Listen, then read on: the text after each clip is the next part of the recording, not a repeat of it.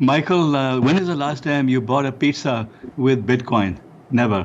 When is the last time anyone watching this used Bitcoin to transact commerce?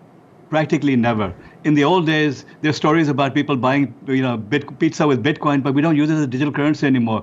What it is right now is a speculative asset. It's as valuable as casino chips are.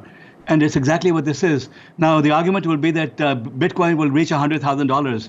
It could reach $500,000, or it could be down to $5,000. We don't know. Just like GameStop, it's really GameStop on steroids, 10x greater than GameStop. And the difference between GameStop and Bitcoin is that GameStop had a bunch of nerds and geeks and good people who had no experience in finance behind it.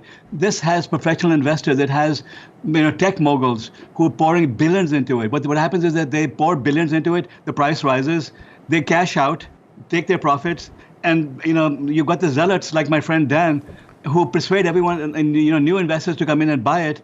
And they lose their shirts and they leave, bankrupt and crying, whereas the rich got richer and then they buy it again after the price drops and then it falls again. So the common man, the common person loses no matter what happens here, and the rich keep getting richer.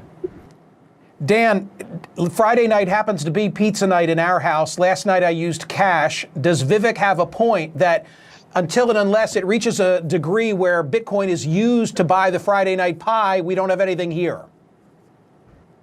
No, Bitcoin does dozens of different use cases, from digital gold to cross-border money movement to all kinds of things. And really the last thing it will do is be good for buying a pizza. Actually, the first commercial transaction with Bitcoin was a developer who bought pizza with 10,000 Bitcoin. That's worth $500 million, $5 billion today. So that's why people don't use it to buy things at the moment, because it's appreciating at such a rapid rate. And those arguments have been made by the very small percentage of people who are negative on cryptocurrencies, but it's really being used. 7% of cross-border money movement from the US to Mexico goes over Bitcoin.